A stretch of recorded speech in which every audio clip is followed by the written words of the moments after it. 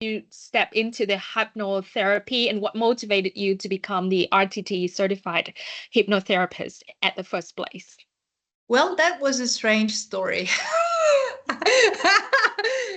I graduated as a psychotherapist, and in Austria, when you become a psychotherapist, this means 6 years education and training. And within this education, I felt like not 100% happy and convinced. I just tell you this in secret.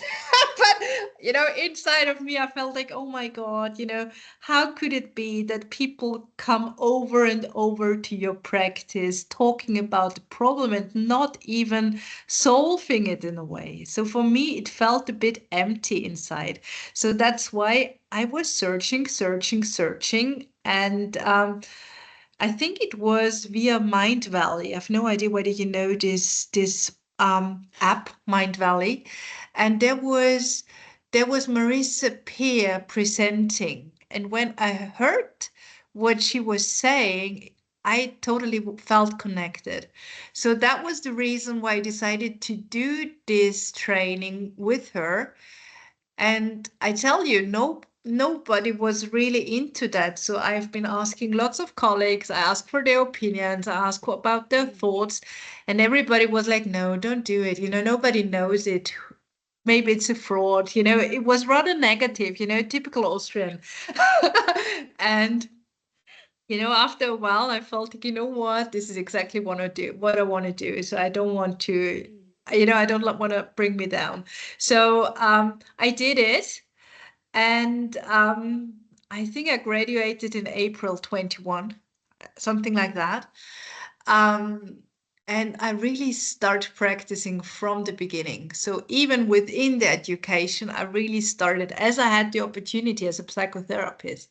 So I never had this thing that, oh my God, it's so big, I can't start. So I really did like step, step, step, step, step. And then the whole practice changed. So nobody wanted to have classical psychotherapy at the end. They came to me, they approached me, they were like, Claudia, we want to have the thing with the three letters. I can't remember, but this is what I want. So this is what happened.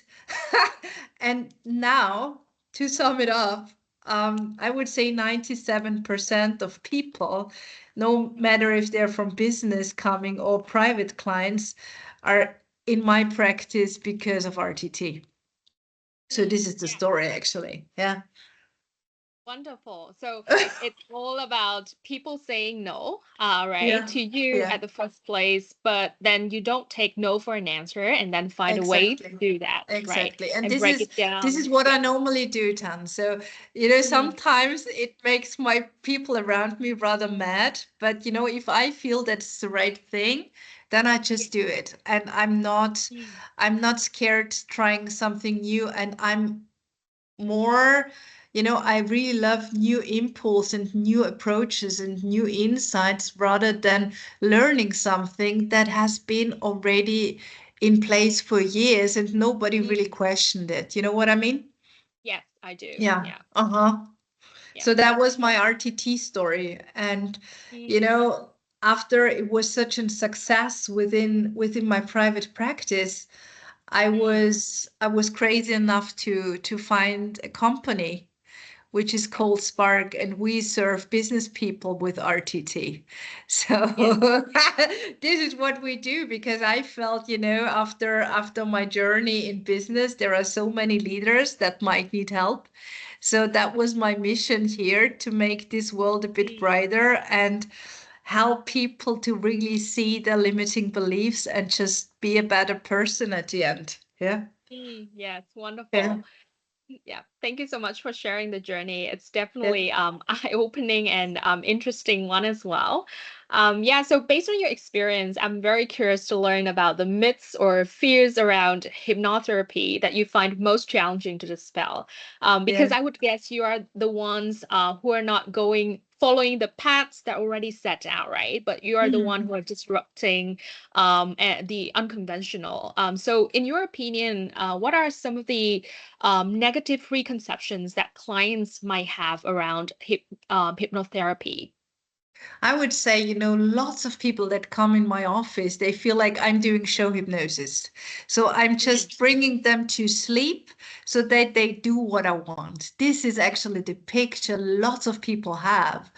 And, what is so important and what we really learned with our training is setting the scene. So really explain mm, the clients what's going on, how does it feel. It's a natural state, you are in control all the time. If you want to stop for any reason, this is how we do it. Really set the scene so that this person really feels comfortable. And there's one thing that might be interesting. All these people that come to me, and just a young guy went out of my office. He suffered like hell from OCD.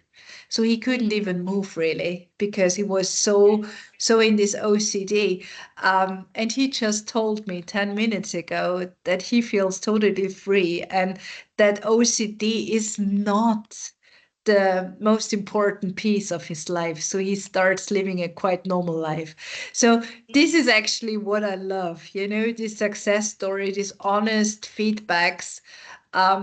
But yeah, regarding hypnosis, there are lots of myth about hypnosis, out of control state, all these things. So you really need to make sure that people feel comfortable before they start the process.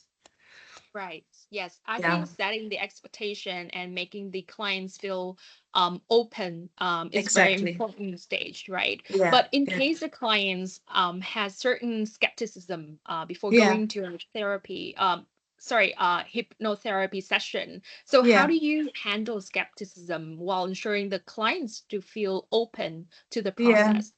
So first of all, I offer always 15 minutes conversations for free.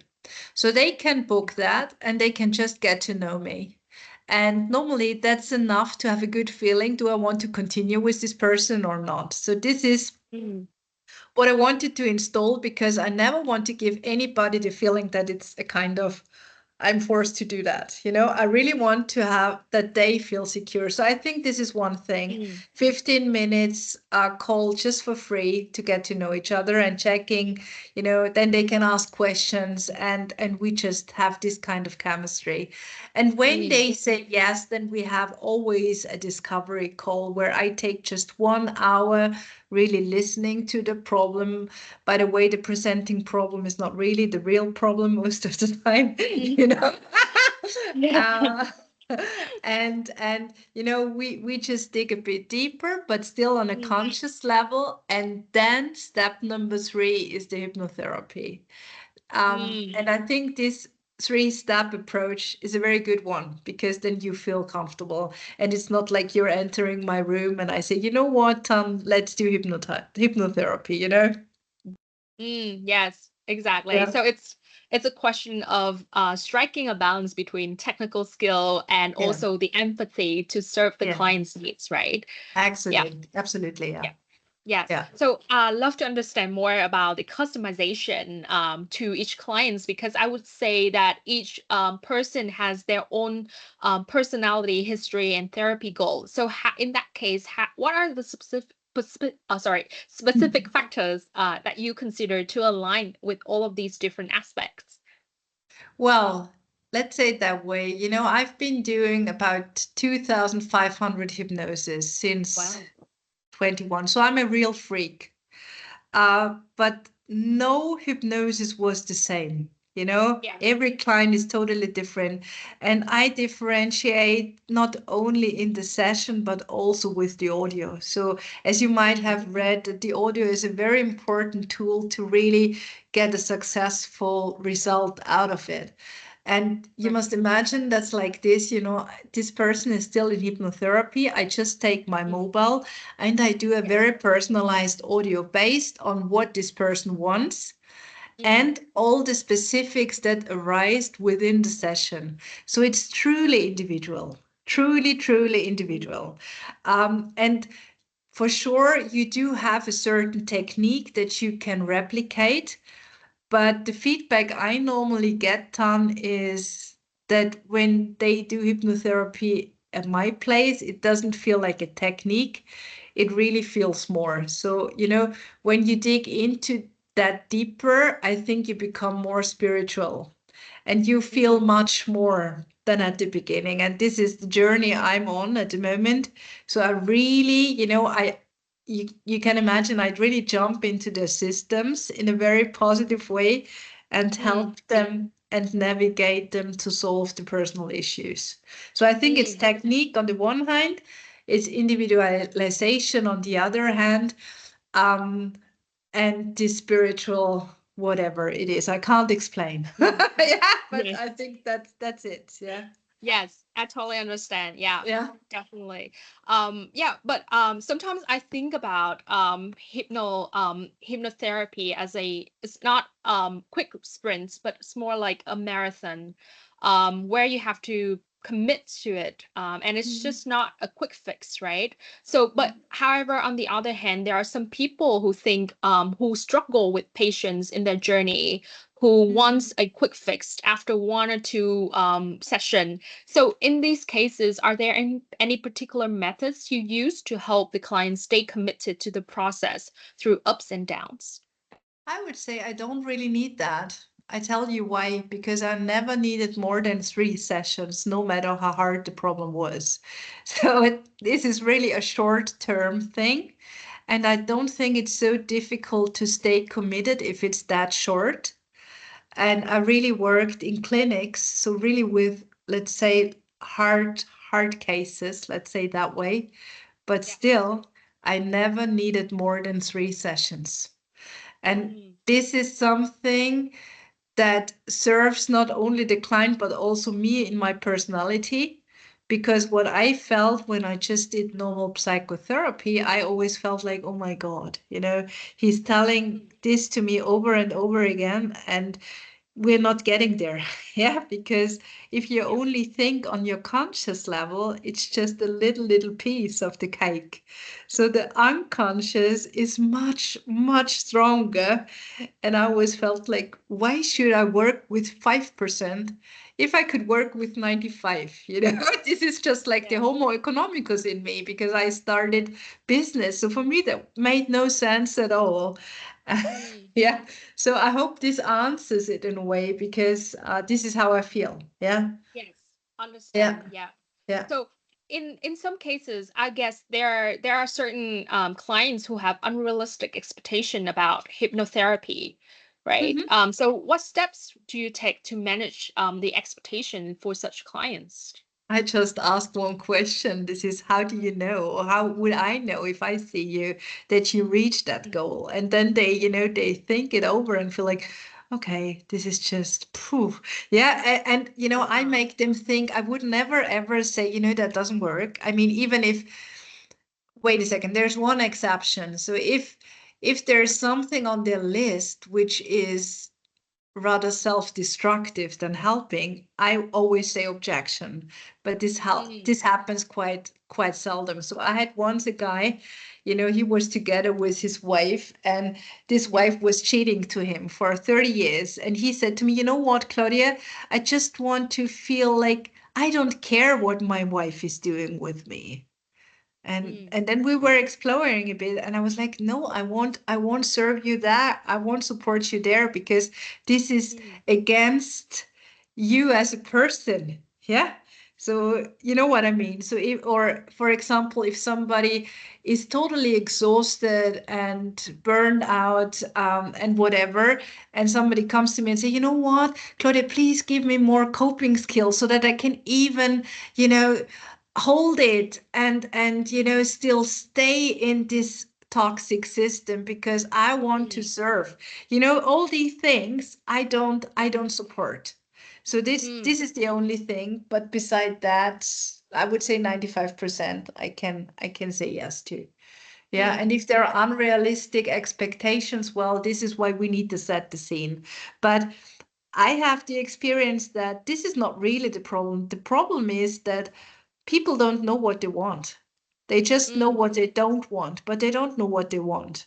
And for them, it's always a hard thing. If I have this 15 minutes call and I said to them, you know what, take a piece of paper and write mm, down what you want. So if you could have whatever you want out of this RTT session. What do you want? And this is where people really struggle because Mm, this question is so big and they never thought about what they want. They just thought what they don't want. So this is mm. actually the thing I see in practice. It's not the other way around. It's rather this. Yeah. Yes. So from your experience, is this one of the hardest case, people not knowing what they want that kind of stretch your skill or make you rethink about your approach to hypnotherapy? Could be, it could be, or just, some people just come to me and say, well, I feel scared. I feel scared, but I would say I have 97% recommendation rate. So normally people come because a good friend, a mom, a sister, a brother came to me, and then they follow. So normally they have a quite trusted feeling when they enter my office because there was somebody they love already at my place. You know what I mean?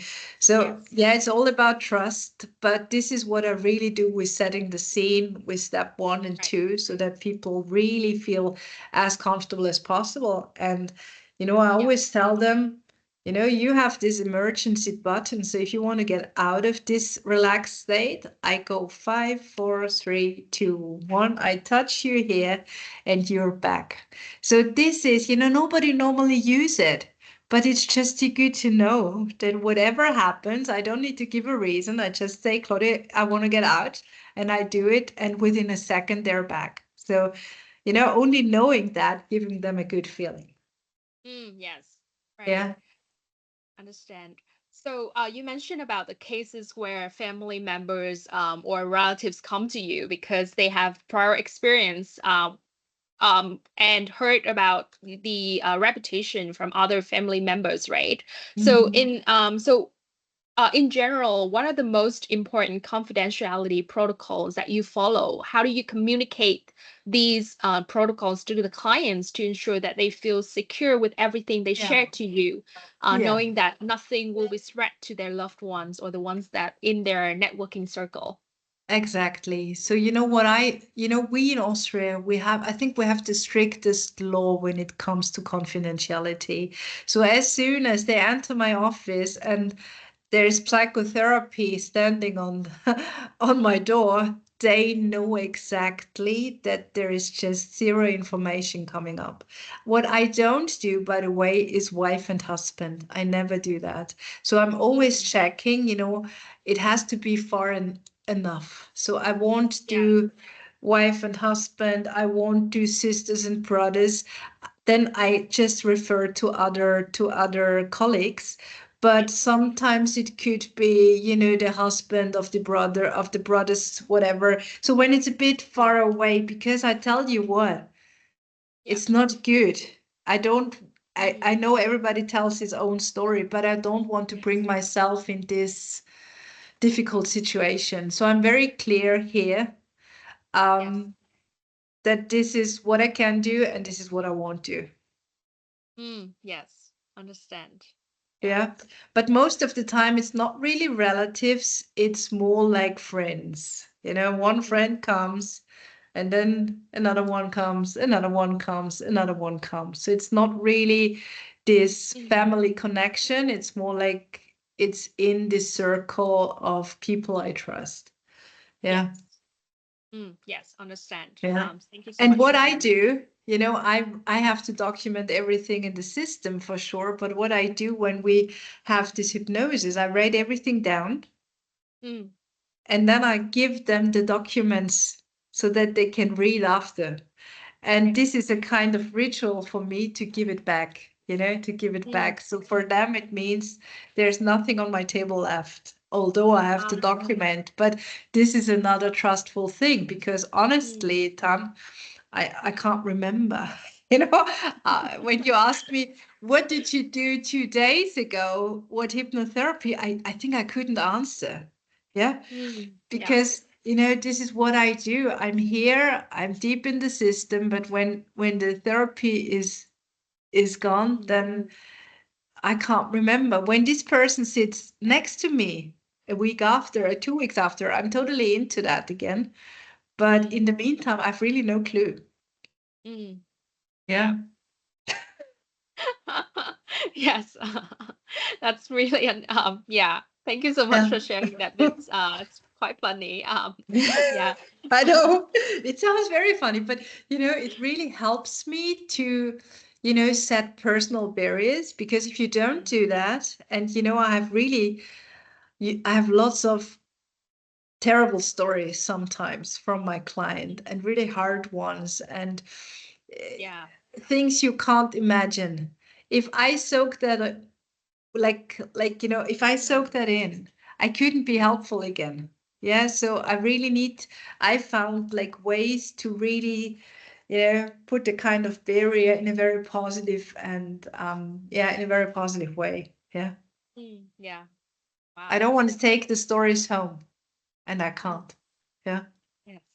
Yeah. Yeah, that's really interesting. Thank you so much for sharing that. Yeah, I love to understand more about the advices that you would give to clients who are new to RTT and may feel hesitant in a way. So, are there any specific guidance or mindset do you recommend to help them get the most out of the sessions? Hmm.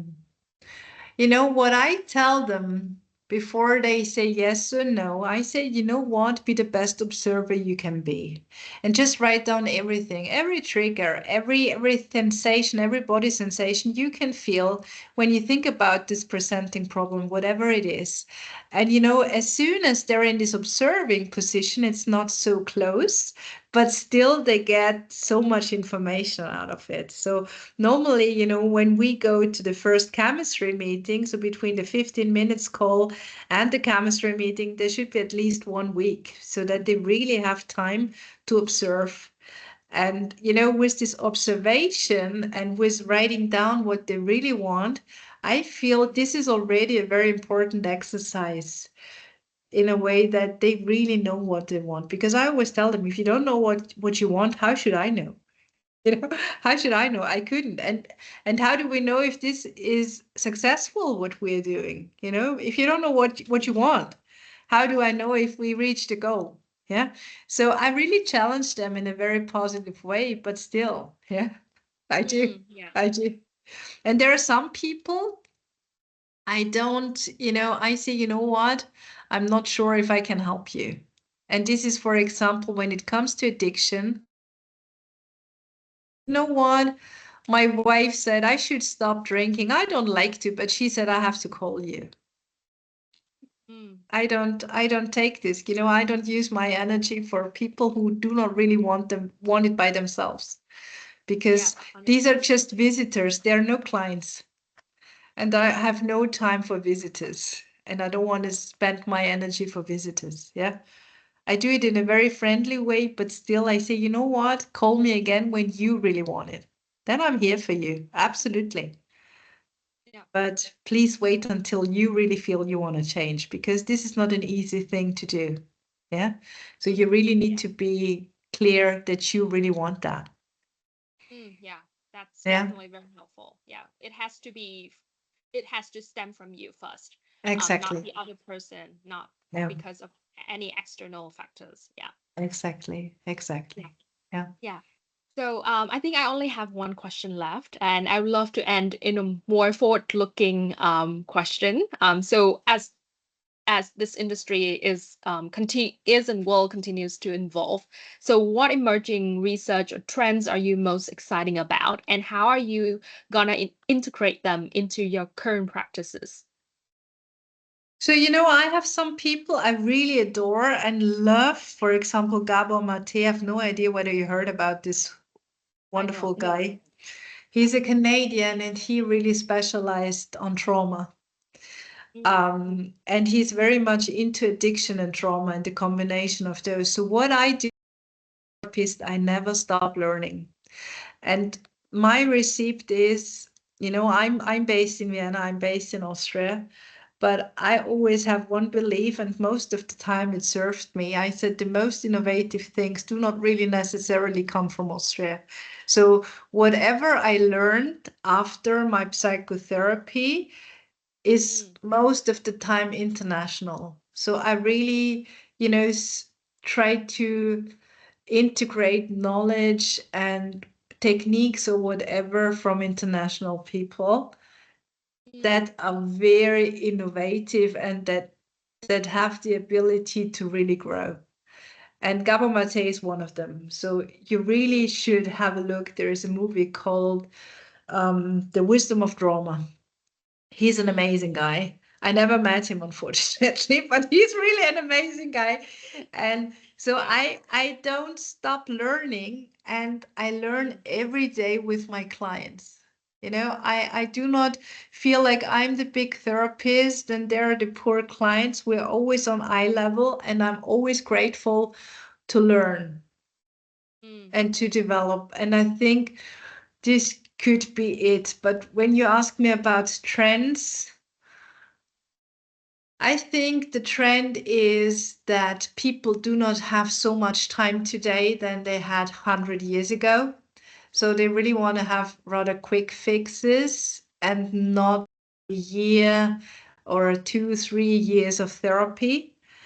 Mm. So I see a trend that more male clients come to my office than a few years ago. When I started, it was like 70% women and 30% male. Now I feel it's like half half. Well, yeah.